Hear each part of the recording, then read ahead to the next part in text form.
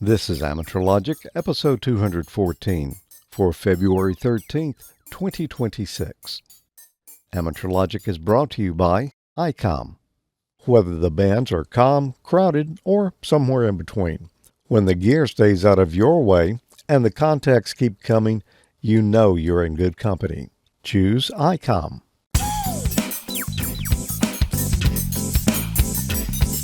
Good evening, everyone. Welcome to another exciting Friday the 13th edition of Amateur Logic. I'm George. I'm Tommy. I'm Neil. And I'm Mike. And it's great to be back again. This is the Camp Crystal Lake POTA edition, right? Oh, it is. I think so. So, only exciting things are going to happen tonight. There could be dipoles in those woods. Could be. Might be your last contact. Wow, February,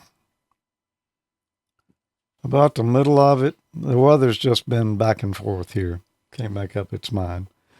But today was pleasant. Today was really nice. Oh, yeah. Let's see. Tommy, what will you be telling us about on tonight's show? Well, there was a ham fest recently, and oh yeah, there was. Remember that? There were some hams there. There were a bunch of hams there. I actually got a little bit of loot from there, brought for show and tell.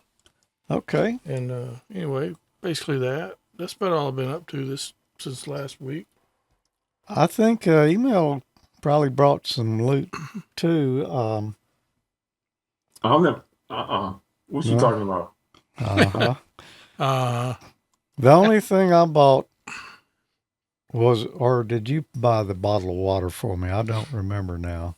He bought yeah, it. I was trying to put a little dent in the debt from Xenia or Dayton, so it's not working. No, it's not. Mike, you're this month's slacker. I am, and it's probably just as well because I've been swamped. And tonight, we're still getting snow, by the way. I drove home in a blizzard, so I don't know what kind of groundhogs are forecasting the weather, but I don't know, 6 weeks, that was like 2 weeks ago, so you got 4 weeks to bring a spring, and I don't know if that's going to happen at this point. It looks pretty nice out there behind you right now. Yeah, well, that's the magic of green screen.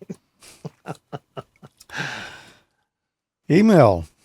You've got a few things you're going to be telling us about tonight for sure. Yeah, besides the weather being pleasant, actually, for a change. Now, here this weekend might rain us through. But I have several things in my segment tonight on some updates on the Pi fronts. And a new piece of software with the changes happening in the clock industry, so to speak, and the radio, a receiver. Okay. And since nobody else chose to do it this month, or maybe last month, I've got some cheapness tonight. I've got a cheap hack, I think is what I called it. Yeah. It Good did band, by the way. I'm going to leave that alone. I got permission for the certification mark on it too. Okay, perfect. Yep. Whoa. So we'll be looking at that here shortly. But first up on my official rundown here, there's a note here that says mic and memory shortage. Do you care to expand, Mike? Can't remember what that's about. Yeah. Well, if you remember, I think was it last month or the month before? I did a news article on you better get if you're planning on buying a notebook or anything with computer memory in it, you better buy it now because the price is going to go up.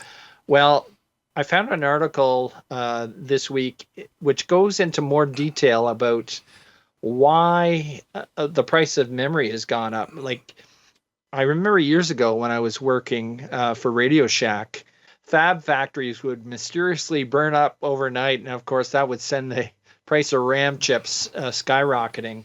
But in this case, this time around, it's all due to the flood of AI and the huge data centers that are supporting AI, which is driving the memory up in terms of price. Of course, it's all based on supply and demand. I won't go into all the details there, but it all started with COVID, like a lot of other things. And you can read more about it. I've posted the links up above, and it's kind of an interesting read. But basically, it's all driven by GPUs and AI. I wonder if that's got anything to do with the SD cards going up. I noticed they've gotten a little bit more pricey. I haven't heard about flash RAM going up. Just the the dynamic RAM, because of the AI data centers. But that's interesting. I haven't purchased any lately, so I don't know. We'll have to keep an eye on that, if you'll remind me. Keep an eye on the SD card prices. Yeah.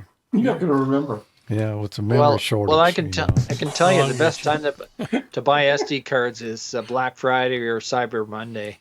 Yeah. Yeah, I can't wait that long. No, I usually time out mine where I'm paying maximum price for them. Since. You better go ahead and buy them right now, then. Okay.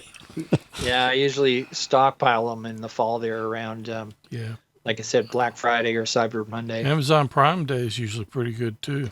Because, eventually you're going to need them, so.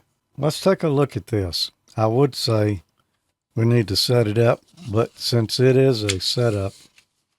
It's already done for you, huh? Yeah. Here we are at the Capital City Hamfest again, another year for 2026. Ran into George. Hello, W5JDX. Yep, I'm Tommy M5Z. And then we ran in, I heard something squeaking. I thought I was going to have to go find some WD-40, but I found a cheap guy here, cheap old man Emil. Oh, you got your wallet with you. Okay. You got more than $1 in there? No, not really. That's okay. George will cover you for your lunch, like in Dayton. Still got the pork chop sandwich on the IOUs. So this is Saturday. We came a little while last night. So I bought an antenna. They didn't have it in stock, but I did pay for it here, so that counts, right? Yeah, that counts. It'll be shipped to my house. And I'm sure you guys will see more about that. What did you buy, Emil? Nothing yet. I'm trying to hold that reputation that's been damaged. You may as well give that up. He did offer me a hot dog as consolation for the pork chop sandwich that he owes me, but I didn't bite. Well, that's better than nothing. I don't know. The day's still young. That is true. The day is still young. But actually, what time is it? It's probably around noon. Yeah, it's around lunchtime anyway, so I guess we're going to have something to eat here at on the meals dollar. I'm buying. So you got anything on your shopping list? I do, man. I've seen several things here y'all have on the tables. Lots of good used stuff and selections, and there's a PC that I'm kind of looking to dedicate some WinLink things to, and there's a receiver. I don't know if you remember the old ICOM computer connected receivers, the 100 and the 1000. I see there's a vendor here with both of them. Yeah, I saw that. That was a serial port on there? Yeah, serial port connectivity. And, wow. I remember it's kind of like the pre-SDR USB generations. Yeah, that's pretty cool. You get that, I like see it get hooked up and used. Yeah. The only thing I have bought is, 2 years of ARRL membership, because they had that deal. You could get a free handbook if you renewed for 2 years. Yeah, I also did that, and I got the antenna book, so we'll just have to swap up sometime. But it's not over yet, and there is a lot of neat stuff on the tables back here. I've got to take one more round and see. I had my eye on some used antenna switches. You can always use another coax switch, so. Did you find some here? I found some. I haven't found the one yet, but I'm honing in on it. I'm getting closer. Circling it? Circling it, yep. Well, cool. All right, I guess you have anything else you want to add, Emil, before we cut? I was looking for a good meter too, some test meter stuff. I see a lot of bird equipment out there on the tables, but I was looking for a fluke. Didn't see too much, but like you said, I'm going to be circling the tables again at least one more time before. Well, it'd be a fluke if you find one of those here. I saw a fluke last night, a desktop, a bench style, that looked maybe to consideration. Usable. Yes. Yeah. That's good. All right, well, let's go ahead and see what we can get. All right. And I never did find that antenna switch I was looking for. I found some. Yeah. But, yeah, they look kind of abused. Yeah. Were you looking for manual switches or? Yeah. Oh, okay. Yeah. I just the only needed the only ones that I know of are either Dewa or who's the other one? Alpha Delta. Alpha Delta. Yeah, that's the other one. Yeah. They're about the only two left around, I think. Yeah, well, there's some Chinese ones that MFJ was selling that a lot of people sell now with different names on them. But I just wanted something for routing around here in the shack, basically. But I didn't find what I was looking for, so I'll look at Dayton because I think that'll be the next Hamfest for me.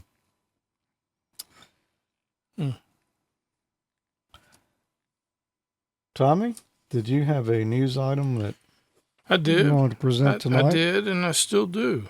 ARRL, the National Association for Amateur Radio, is inviting clubs to participate in the second annual Ham Radio Open House in April. Hosting an open house gives clubs and schools the opportunity to promote amateur radio, science, and technology by opening their stations to the public and showcasing their high-tech gear and operating skills.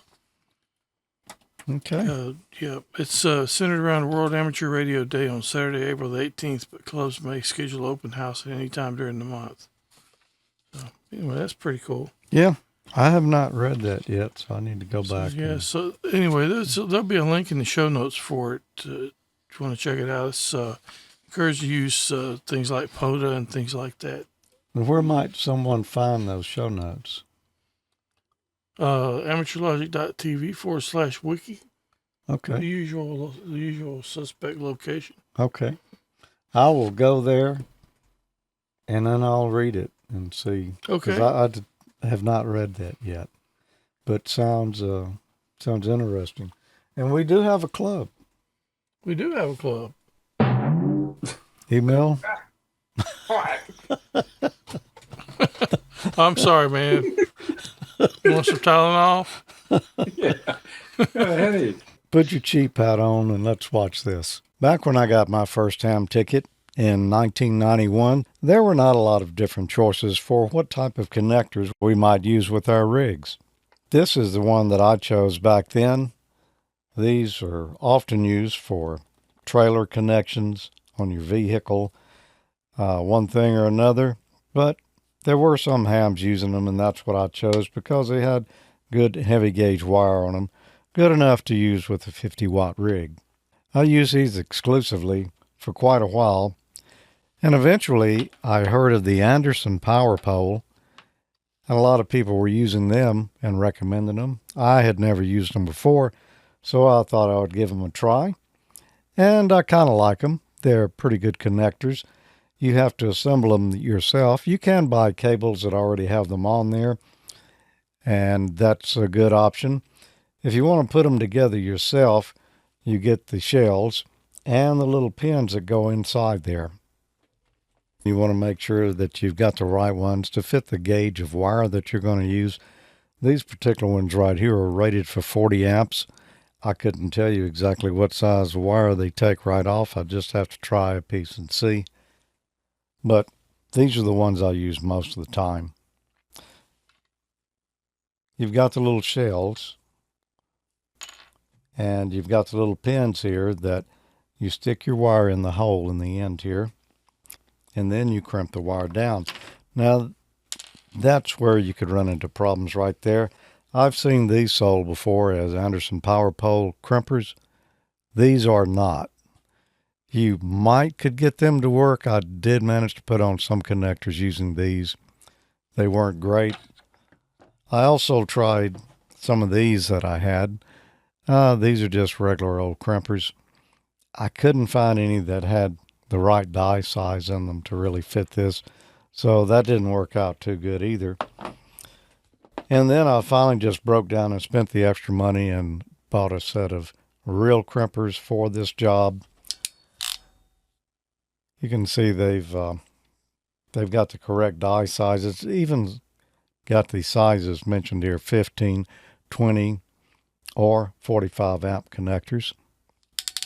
These work great, and I've been able to put them on much more successful using the correct pair of crimpers. Now, these are not the only ones that would do it, but these from West Mountain Radio are certainly a good choice. That's not what I'm going to show you today, because we've already done videos in the past on how to install Anderson power pole connectors. What I'm going to do today is show you a little hack, because once you've got the pins installed, you slide these together. There's a little tab right there, a little slot in one side of the connector. And you just push them together firmly till they both come to the same length. And that's your connector. And then you can just plug that in to another power pole connector, and there you go. You want to be sure you get the polarity correct when you slide them together, so that red goes to red and black goes to black, not like what we're seeing right there. There's a little hole right here in the middle. You can see that. These things will still slide apart after you put them together, so you want to be careful. They make a roll pin that you can fit these together with. This is one from Anderson Power Pole. There's also some others from PowerWorks. But you're going to pay about $0.10 a piece or more for that little roll pin that goes in there. And I've seen some reviews that say the pins are too stiff. When you put the pin in there, it's going to push these two connectors apart, which is not a great deal either. I've got another solution though, because I've never seen those pins for sale anywhere at a Hamfest that I've bought the connectors before. But here's a quick trick that you can use to create your own retainer pins for your Anderson power poles. Here's one right here. I already got the wire installed, just the little hole here in the center. Well, you could put a small tie wrap through there and tie it back, and that would kind of hold them together. The reason that's important is because these things will slip around to where they're not the same length, and when you make them together, you may not be getting a good connection, and you certainly don't want that. So what can we use in here if we don't have the roll pins? I'm glad you asked. This is a spool of Craftsman weed eater string, 0.095 inches or 2.4 millimeters. This stuff is just the right size. Now this particular one is not completely round. There's like little rough edges here, kind of square it up and makes it supposedly a little better at cutting grass. Well, we're not wanting to cut grass here. We're just wanting something that fits this hole. And it just happens that this is the perfect size to go through there. Now it does slide around a little bit, but we can take care of that. What I'll do is just push the line down completely flat on the edge here. Take a pair of diagonal cutters. I'll pull it out just a little bit into the hole, not much. I'll cut it off as snug as I can. And now I've got that in there. It will likely stay, but to make sure it does, let's just push it out a little bit. Got a little bit sticking out there. Take a pair of needle nose pliers. Flatten it down. Now push it back through. And do the same thing on the other side. Crimp that down where it's kind of flat.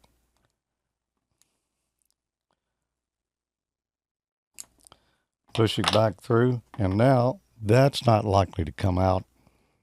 And it's going to give us a good method of keeping these two connectors exactly the right length and paired with each other. So there you go, a quick Anderson power pole hack that will help keep your connectors in line with each other. And it didn't cost anything, because you might be able to find this laying around out in the yard where some came off the end of the trimmer. Now, I can't say that all different brands of this stuff are going to work. This is just what I happen to have, and it seemed to work good. So 0.095 inches or 2.4 millimeters. If you got some, try it and see.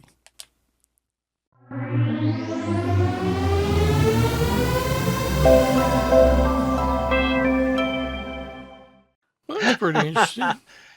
That'll learn you for being so cheap not to trademark your cheap old ham. I did seek permission. Yes. Yeah. The cheap AI bot approved the usage. Yes.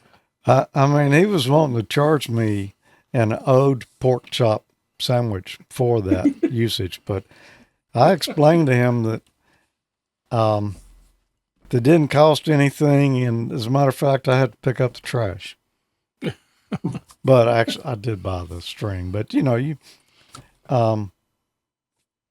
had it anyway. You could find it in the yard. You were right. You could find it in the yard, and you may have to. If you don't have a weed eater, just if you see a piece laying, just check it, see if it fits the hole.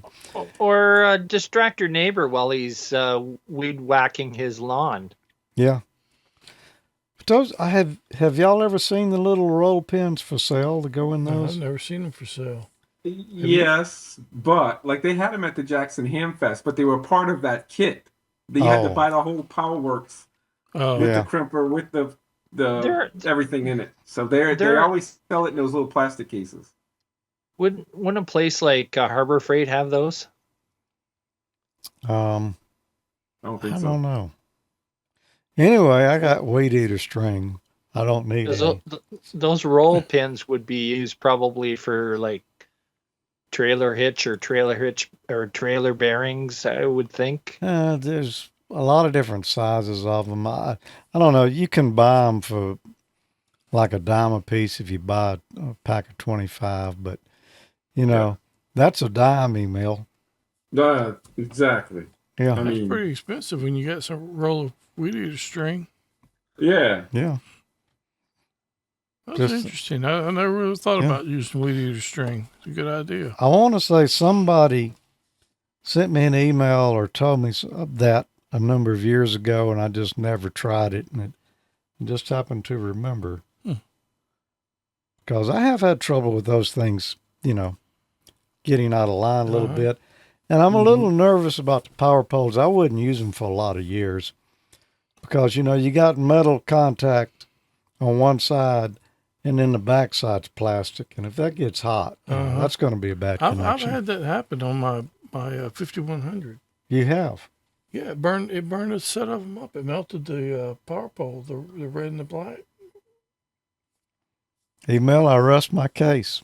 There you go. It was the radio I got had been anyway. They were already installed when I got it, and I guess I don't know whoever put them on. Maybe they were bent, didn't have a good connection, but they sure burn up. I cut them off, putting new ones on there. Hadn't had any more trouble, but still. Yeah, well, that's another thing about having the right crimper. When I was using that first pair I showed you there, and making my own, it was difficult to get the pins to fit exactly where they should in those connectors because they're a little wonky. Yeah. I bought a good pair of crimpers.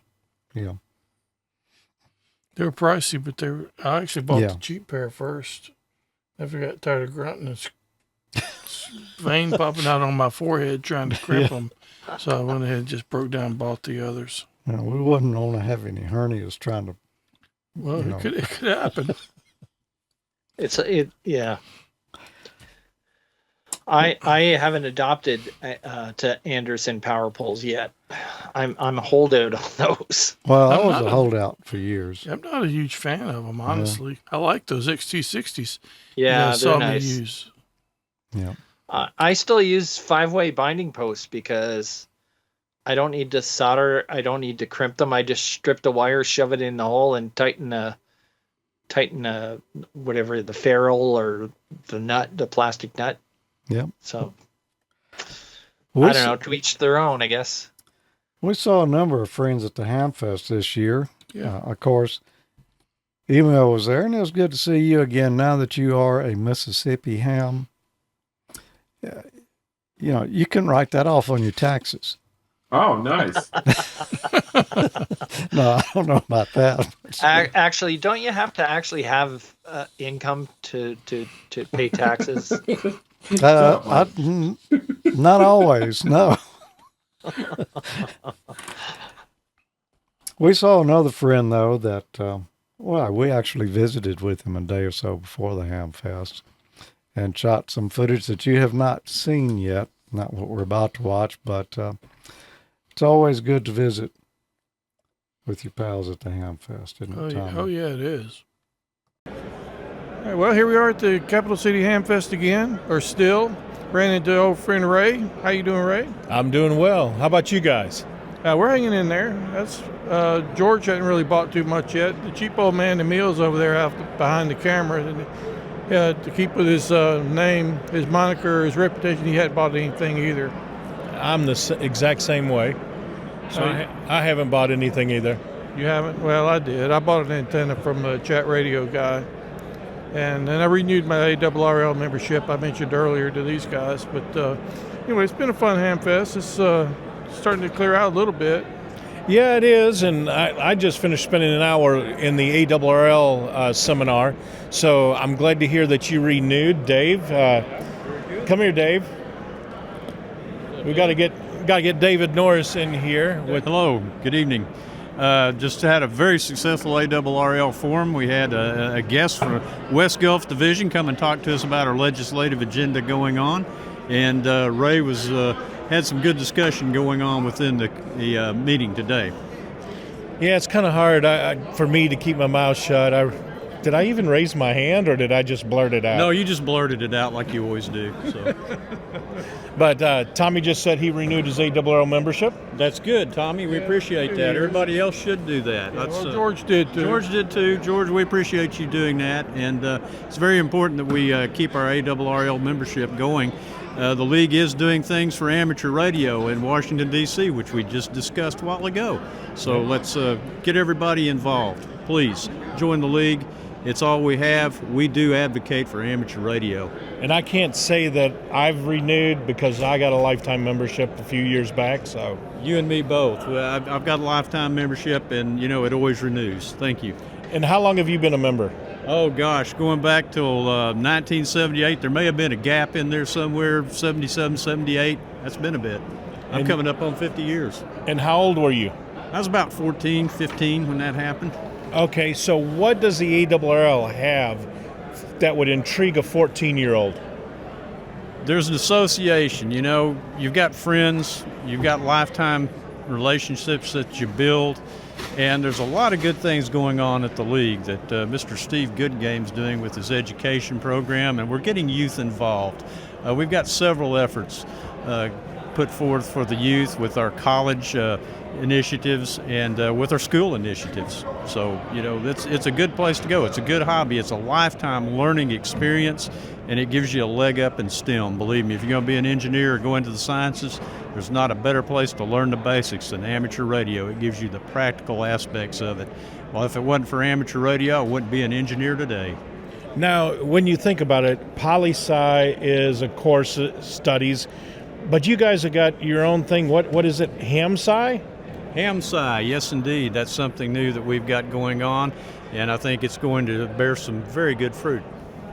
So there you go, 14 years old. There's different organizations tied to the ARRL like ARRIS, Amateur Radio on the International Space Station, and so many different things that can get youth involved. So the ARRL is just not for the old folks. That's exactly. We're looking for young members. Like I say, we like to recruit kids from age 8 to 80. Thank you very much. All right, sorry, Tommy, to take the microphone. That's all you've been doing is passing it. So No, that's okay, man. It's good. That's good stuff. I'm glad you brought all that up. The ARRL, it's a great thing for a ham. It's a sense of community, people, like-minded people.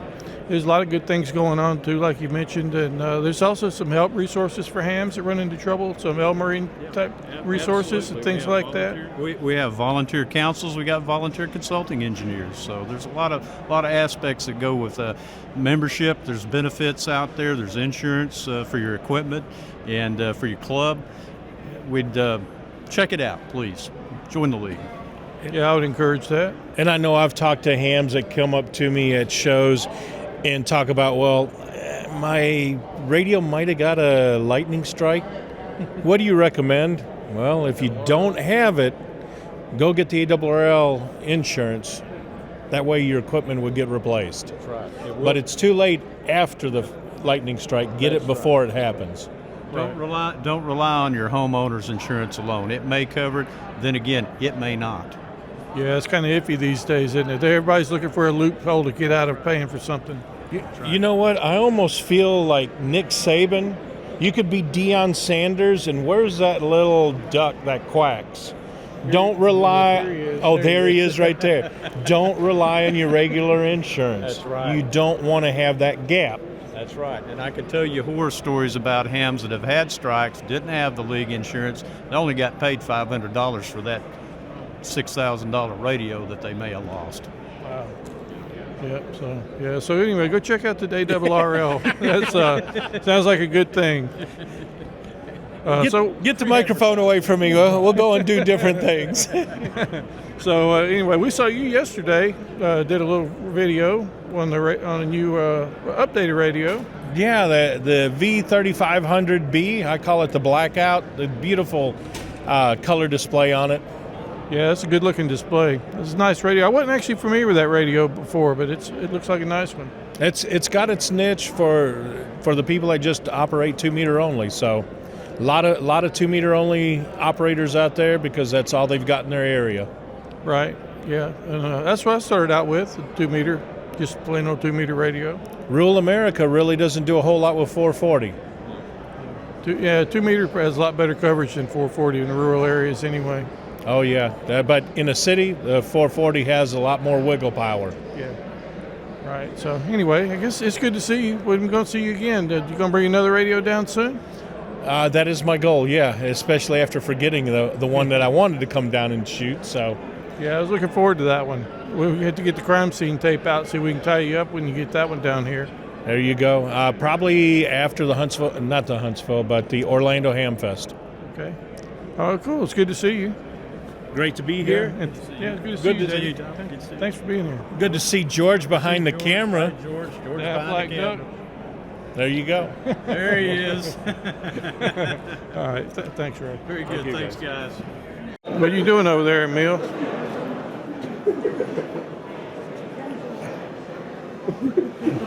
Looking a while.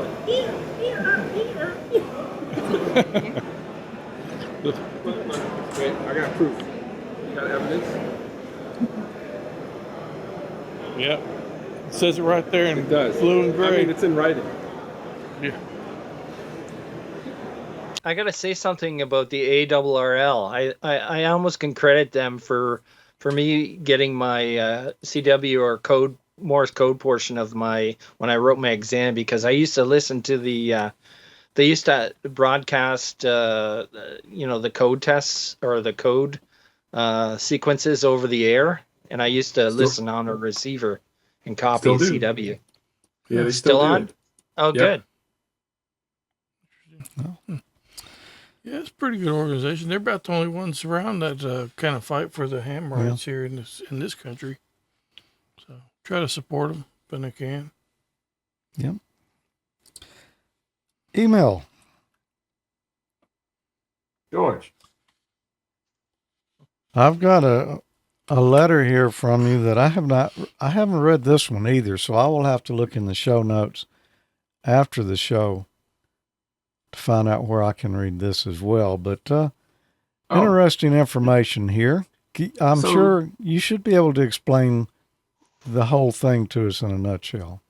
No, I'm not even going to try, but I'll at least put the news out there. If you're a VE, there's some changes that are happening on the general test and some questions that are being removed in general on the due to one, the changes of the 60 meter band, which went into effect yesterday, 13th.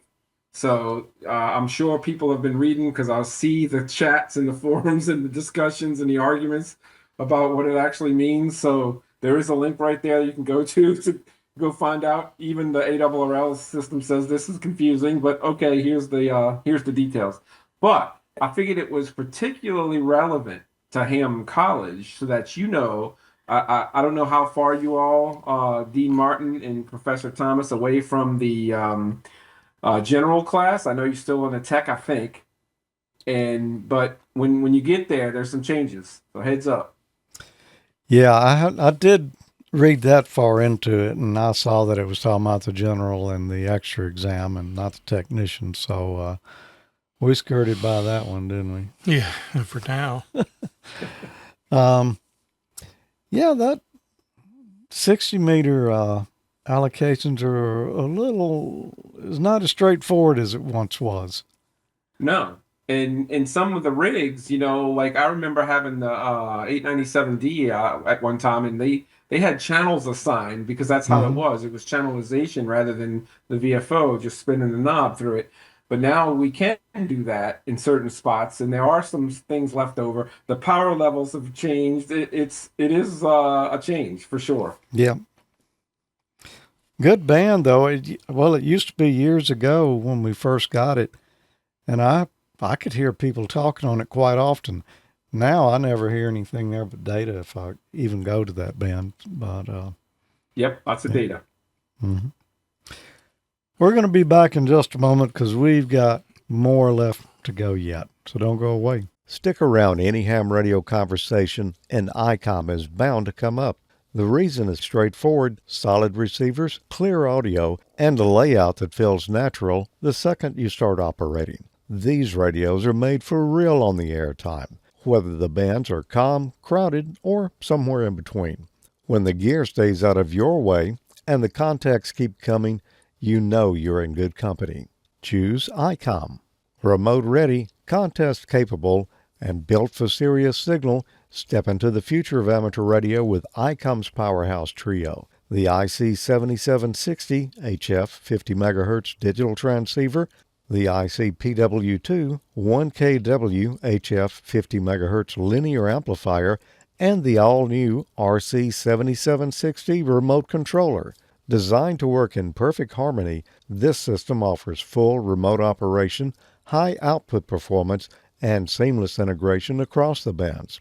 The RC7760 remote control serves as an extra control head, and up to 5 can be registered to the RF deck, though only one can be active at a time. For wireless connectivity, simply connect a commercially available Wi-Fi access point via the LAN port. Whether you're working from the shack, the field, or a remote site, you'll experience crystal clear audio, digital precision, and amplifier-grade power, all from a single unified interface. It's the ideal setup for contesters, MCOM operators, and high-demand users who expect more from their gear. Together, they redefine what's possible in amateur radio, setting a new standard for global connectivity and reliability. The IC7300 MK2 builds upon everything operators loved about the original IC7300, elevating it to a sharper, cleaner, and more capable HF experience. Its improved RMDR, lower phase noise, enhanced cooling, and expanded I/O options make it the next-level performer for serious operators who want crystal-clear reception, rock-solid transmit quality, and modern conveniences that fit today's operating styles. Also, check out serious performance for serious operators with the IC9700 VHF-UHF 1.2 GHz all-mode transceiver. For more information about ICOM's great amateur radios, contact icomamerica.com/amateur today. Thanks, ICOM, for sponsoring Amateur Logic. Absolutely. Thanks, ICOM. Email. You have some some open source stuff here to talk about. So that is free, but you had to balance those scales a little bit. So why don't you just jump on into the free stuff and let the chips fall where they may? All right. So I'm sure lots of hams have heard that the HamClock project owner or runner has passed away. Elwood Downey? Was that? Elwood Downey? Yeah. Yeah, he's a great guy. In the, was it Clear Sky website, I believe it was. Clear Sky Institute. And yeah, so they did put a message out on their site that most of the stuff that's behind it or updates and et cetera will stop this year. I think it's in May or June. I forget exactly what the dates are. So I went looking for a better or a replacement or something else that was happening and stumbled upon an open source web and project to use on my Pi, and just so happened to have to update the Pi as well on the same thing. So I kind of bundled them into one video and one segment, and that's what you're going to see. Hello, George, Tommy, Mike, AmateurLogic.TV viewers.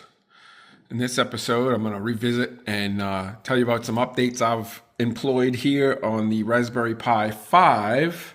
I don't know if you remember with the SSD in 2 hat a while back. There's been some updates in the OS with some aesthetics and some changes to their control, or if you're a Windows user, control panel options. So several things have changed on the fronts, and figured I'd visit a few of them. One of the more noticeable items for me right off the bat was the change in themes. I switched to a dark theme here, like I do on so many of my PCs.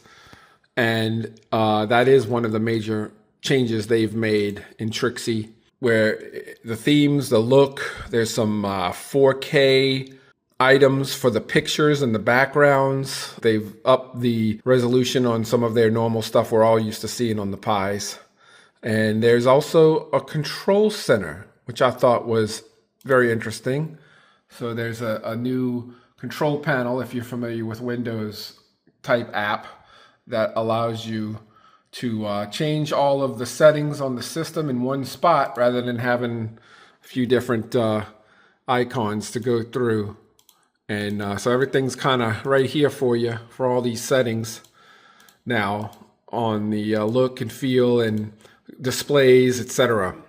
Getting much better at multiple display handling as well in the themes, which is the first thing I've caught right off the bat is the dark theme versus the light theme. And you can see that on the desktop. The background changes. The even when you lock the Pi with the lock key sequence, even that screen is impacted by that, which I thought was pretty neat.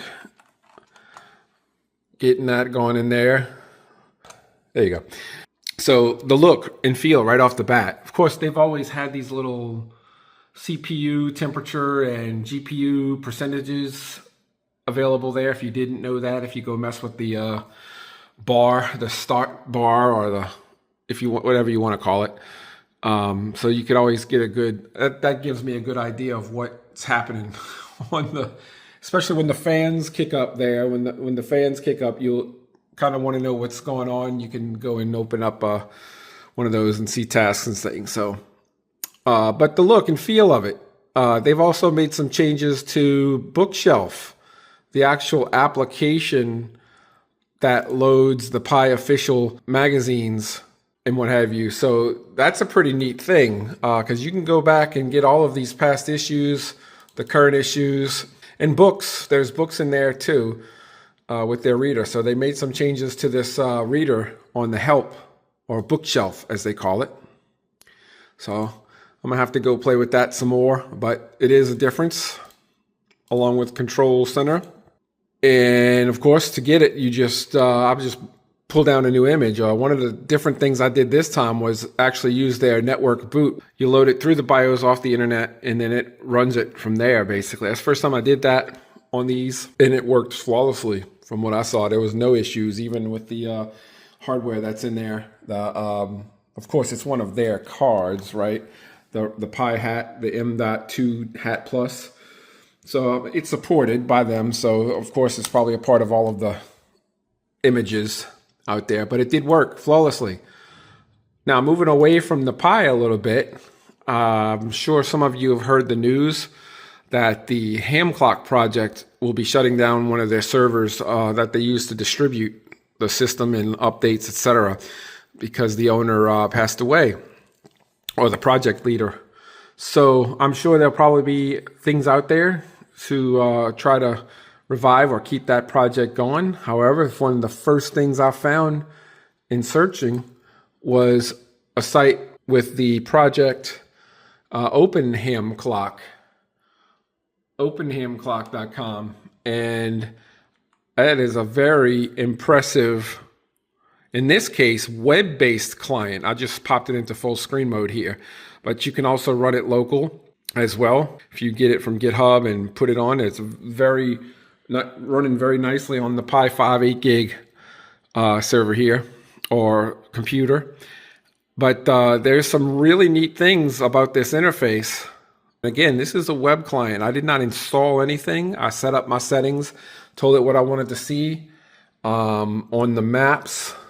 And there's a weather overlay in the background. You can kind of see the radar signatures there. So if you get in kind of close, you can see that it's overlaying some weather information. And there's all sorts of configurations behind this. In each one of these panels, you see on the left and the right, and of course your on call.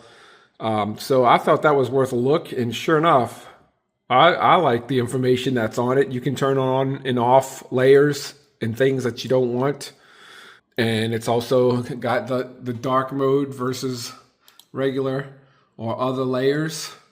So very configurable and very from what I can see, all the data is right in it.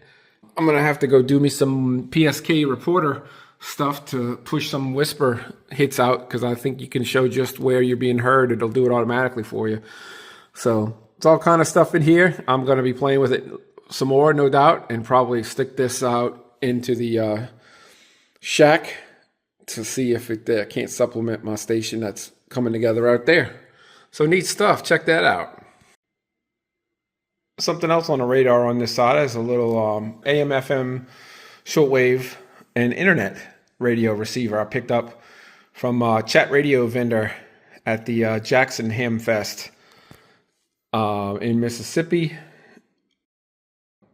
which is an interesting interface. I'm learning to use this radio, and the way you use it is a little different than what a lot of people would think. WRNO.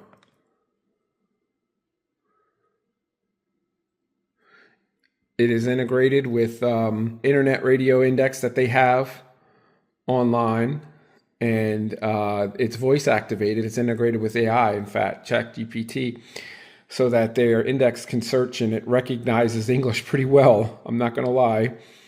But for a lot of people, really the entry point here for them got is a very good sound. Saber home There's 3 speakers launcher. under that grill. You can't really see. Powerful pepper projectiles to stop the threat.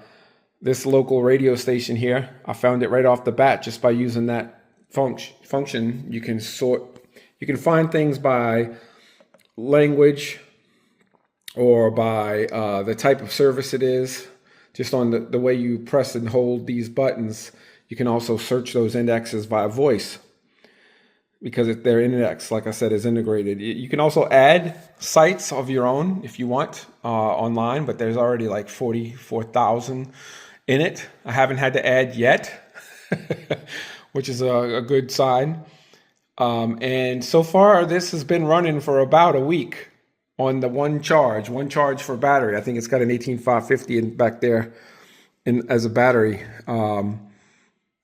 And very nice controls and size, the format. I've used it outside a few times. It found about 40 FM stations, and there's not many AM stations here, but I did see 2 or 3 where it found it from the scans. And that is another part of this radio that I found impressive, was that it's one of the fastest scanning and preset types radios I've seen yet.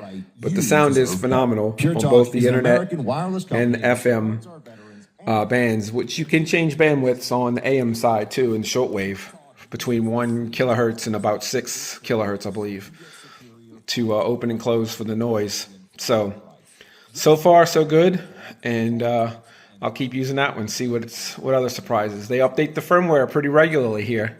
You can simply tell it to go look for or what version you're on, and it'll go and find updates and apply them with a not built in, but a TF card, a little mini card that you put in there. And yes, that is a SIM slot for a data plan for a cell service, because it will also get data or stream from a data plan over the cell networks. Interesting things they're putting into this, so we'll see how well it goes as I use it. But that's one I'll be looking at for quite a bit now, just to see how to customize it and what's the differences between running it in the web versus local. I'm sure I can serve probably as a website. We'll see. We'll check it out. But anyway, that one's the cheapest one. It's free. Although you can support them, of course, if you like. And that's it. KE5QKR. Keep it cheap. Okay, Mel, I got a question. Now, I heard the audio coming out, I assume coming out of that radio. Was that captured with a microphone or a direct output or what? How did you capture that audio? My phone. It was acoustic between my phone and it. Okay. Yeah. All right. Well, it does sound pretty good then. Uh-huh. It's got a lot more bass in person than it did in that video, just as I'm listening to it on a laptop here. But it is pretty decent sounding. Well, we got a little subwoofer on the speakers we're listening to here, and it had good bass. And I was thinking, it's a pretty little radio. Yeah. Small for that kind of bass, but yeah, cool. I have a question for you, Mil. How many modes in terms of like AM, FM? Does it do sideband at all, or? Yeah, it's a full general coverage receiver on the shortwaves, right? So it's all upper and lower, FM and AM, and on all of that you have this little bandwidth button on the side of the radio, or actually it just changes the mode of the button depending on where you're at. So you can select different bandwidths for the audio passband, which I thought was neat. It's like 1.8, kind of like the standard 1.8, 2.8, 3, and 6. It only went to 6 though, George, on the AM bands. I noticed that instead of 10. Yeah. So and is that 6 kilohertz of audio bandwidth, or is that 3 kilohertz above and 3 below? Yeah, I don't know. I have to dig into the specs. Yeah, is it AF or IF bandwidth? No, that's AF for sure. I was looking at that. Yeah. Cool. Looks interesting. And that'll keep you busy. Yeah. Yeah. That'll keep you out of your XYL's hair. Well, their index is neat in regards to the way they have it organized. It's not just radio stations. You can always put the call letters of it. You speak the call letters, but you can also just. It's kind of weird. You can kind of just talk to it and kind of describe what you want. And I found podcasts. There's ham radio, like the ham radio newsline. If you say that, it's going to find it. It'll find it. Yeah. Yeah, and it plays it back. The most recent update to their firmware was like 2 days ago, and they're adding more formats of the audio file formats that it can actually handle. So they're definitely proactively, I guess you could say, developing still. Cool. It'd be really cool if they added like the codecs for, say, D-Star and DMR. I got an actual email. Get out of here. Yeah. From our friend Joe Spinks, AA0KW. And he said, I found this on Amazon, and I just thought I would share it because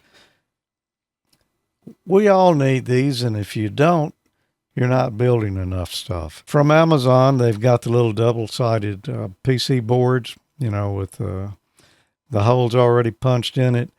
These ones that he was showing here are all like single dots where, you just stick your component through and run jumper wires between one pad and another there and put it all together. And I prefer the strip board type, but there was a wide selection. There's all kinds of them. Different colors. There's ones that are just like the solderless breadboards. Look at there for $14. For 30 of them. Yeah. Wow. 82 pieces for $10. You get the boards, you get some header pins, you get some terminal strips, some jumpers. So yeah, it's a lot of good cheapness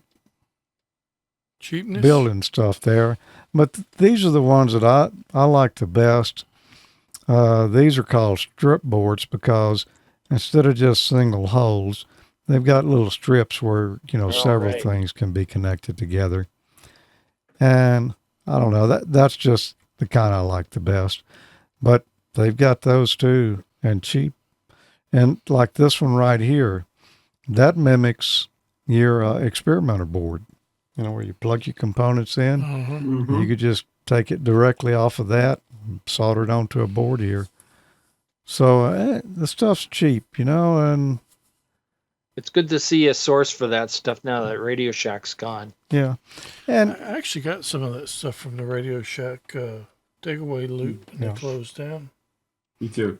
I've got a fair amount of it over here.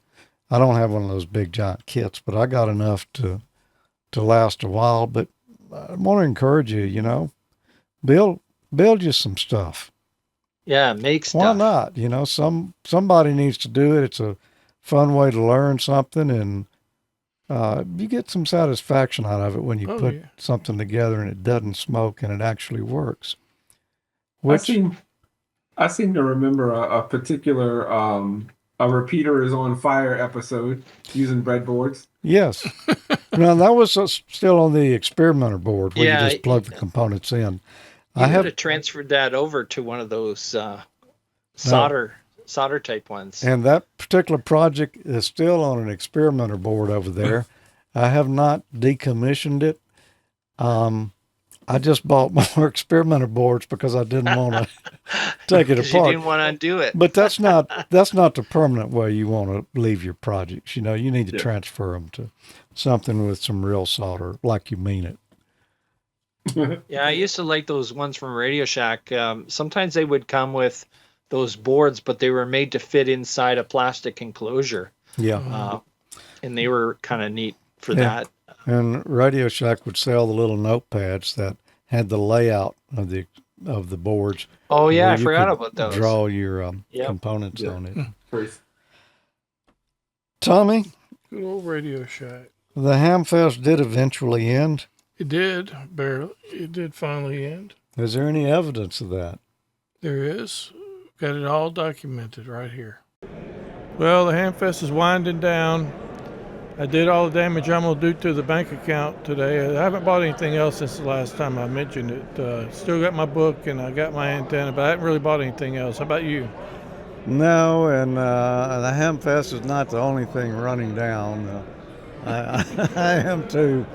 I hadn't really bought anything else. I've looked around. I've seen some things that I considered, but in the end, I'm going home empty-handed. Well, I do have this bottle of water, but email paid for it. No way. Yes. You need to get a picture of that. $5 right there. I didn't even know he had $5. I think he might have a few more than 5. He's just not letting anybody know. Yeah, he had 10 because he bought a Coke and it was $5 too. Was it really? Yeah. Wow, a $5 bottle of water. That's pretty pricey. It's some good stuff, man. I got to tell you. I hope so. Yeah. So, good Hamfest. That's a pretty good turnout, I thought. Yeah, it's been fun. I always like to talk to the people. So I got to see a lot of people I haven't seen in years. Talked to Wayne Eubanks for a while. And Talked to him twice, actually. Had a good chat with him and stuff, and a lot of people. It's been a lot of fun. Glad to see that Chat Radio showed up here this year. That was good. They brought a lot of nice products with them. Yeah, they've been pretty busy over there. That who I bought my that's actually who I bought my antenna from. Yeah, I looked at some stuff. I hadn't left the building yet, but I don't know. I've got just about one of everything now. You were wanting an antenna switch. I'm telling you, he can hook you up. Yeah, I saw that. He had some, but it didn't have as many positions as what I was looking for. How many are you looking for? A bunch. Oh, yeah, it's hard to find one with a bunch. Yeah. I hadn't seen any listed that way, so I did see some old ones here with multiple positions, but I didn't know the condition of them, so I just held off. Yeah, I saw those. They look pretty rough. Yeah, some of them did. Some of them look homemade. Well, cool. I think I'm going to head on out and go find me some lunch, and I don't know what I'm going to do after that. I'm going to find some lunch, and then I'll regroup. Yep. I'm going to find some lunch, and then I'm going to find some supper a little later. Well, that sounds like a good way to end the day. Yeah, it is. It is. So, fun time here. If you get a chance next year, stop by the Capital City Hamfest in Jackson. Yeah, I actually did see a lot of people that knew us and talked to quite a few people from here, so that's always fun. I appreciate you guys saying something to us, the ones that did. And anyway, we'll see you next time, 7-3. 7-3. Nice. Well, I got the evidence. I did not come home empty-handed. I actually spit something at the Hamfest. Looking forward to putting this up. I got a Radio Waves 80-meter DX 1500 watt 800 single sideband 800 watt CW. It's a short 77 foot model. It's got a pretty nice little coil on there, so I'm looking forward to trying that out. Yeah, you get that thing up, man, and we'll get emailed down there with his disc cone to listen to us on 80 meters, and we'll do a key down contest and see if the shortened antenna works. Yeah, I'm interested to see how it works. I'm sure it'll work some. I just don't know how. Oh, well. I'm sure that with that resonator coil, I think you'll be fine. Yeah, it should be. It might not give you the amount of bandwidth that you want, being that it's shortened, but I'm sure it'll work fine. Tuner will give you the rest of the bandwidth. Yeah. I'll probably do a segment on it, test it out. Yep. Maybe. Mike, you had a freebie you wanted to mention tonight. I did, and it was really surprising. It was sent to me in an email, and it's from Ham Radio Deluxe. So basically, what it's telling you is anybody that has ever purchased a version of Ham Radio Deluxe is entitled to this free upgrade. And I guess the rationale behind it, I was reading on their website that the reason is it's kind of easier to support if everybody's on the same code base, as you probably can appreciate having programmer knowledge. So that's kind of the rationale why they're doing it. They kind of want everybody to upgrade. So even like myself, I kind of forgot what my key was, my software key was. But if you go to that site, there's a link you can click on, and it will actually email you your product key. And I hadn't purchased Ham Radio Deluxe in a few years, and I was really surprised. It just within 5 minutes, I had an email and it said, "Oh, here's your license key." So you'll need that for after you download and install the new version. Otherwise, it's going to kind of operate in a demo mode. Cool. That was always some great software. Yeah. And Mike will be getting that link in the show notes along with email and his treasures from this episode. It's already there. I Mike, would. I guess. What was that Canada Award? Did y'all see that? They said they added Canada Award. What is Canada Award? Oh, it must be a contest of some kind. I'm not familiar with that one myself. Okay. Yeah. I think that gives us a full show here. Before we get out, Tommy? I don't have too much else to add. It was pretty interesting. I liked all the segments and stuff. The tip from the meteor string was kind of interesting. Would have never thought about that. I've always been worried about that. Those sliding. It's good to know. Yeah, I think somebody mentioned that to me like 10 years ago, and I finally remembered it. So, better late than never, I guess. I'm looking forward to seeing you put this antenna up and how it works out. Yeah, me too. I'm trying to figure out what I'm going to do for my next segment. I'm going out of town. I don't know if I'm going to do it before or after. Get out of town. Yeah. Yeah, so anyway. Well, the cold weather, we haven't had any lately, but don't let that hold you off. It's actually really been nice weather. I've had some other things. Come on up here. Nope. Email. So I got some parting words.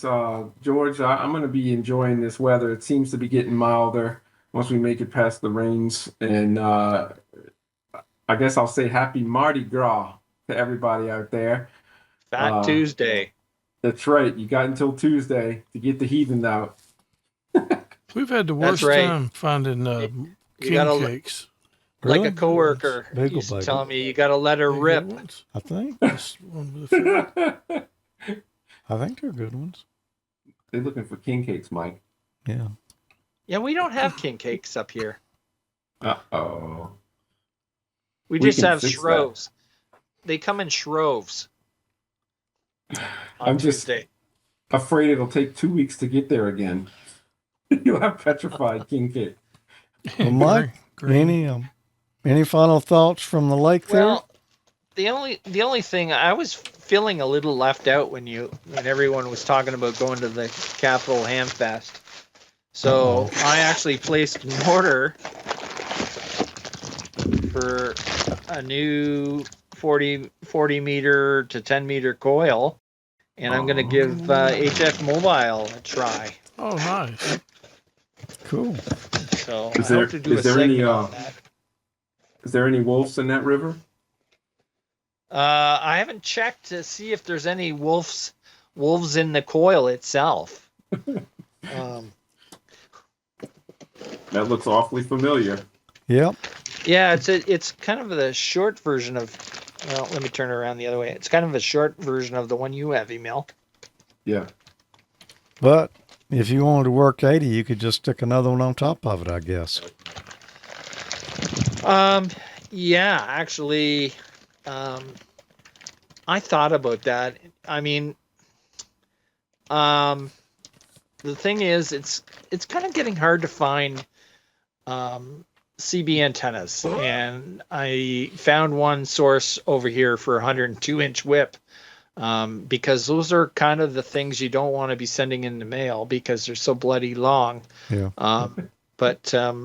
Yeah, if I had the other what's called the Silver Bullet, this is the Silver Bullet Mini. If I had the Silver Bullet, it would do 80 for sure with 102-inch whip. Well, I got a little announcement here. February the 6th, which was a Friday, we were supposed to have done an episode of Ham College, and I had some work-related emergencies, some transmitter problems, some computer problems, one thing or another, and we had to cancel that show. Yeah. Dean Martin stepped up and posted the regrets on all the social media sites about that, but we're going to do a makeup exam, and that's coming up it's an unusual night for us to be doing a show, but gotta do them when we gotta do them. Yep. Monday, this coming Monday, February the 16th, will be the next episode of Ham College. We're studying for the technician exam, so if you're not a ham, we invite you to drop on in and come visit with us and study for your technician exam license. Or if you would like to drag your mom and them over and tie them in the chair and, make hams out of them, we'd be happy to oblige there as well. But and don't miss the chat room, because you're missing half the fun if you're not in the chat room. And we don't even know which half it is. So Still there haven't you go. figured that out. This coming Monday, February 16th, the next Ham College. I guess that's going to do it. Square. Yep. I'll be there. It's a holiday for us up here. It's a holiday here, too. Is it Family Day? It's President's Day. President's President's for us. Day. Okay. It's Family Day for us.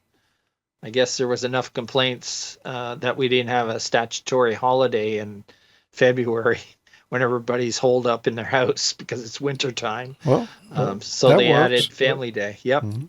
Come join us soon. Yeah. I will.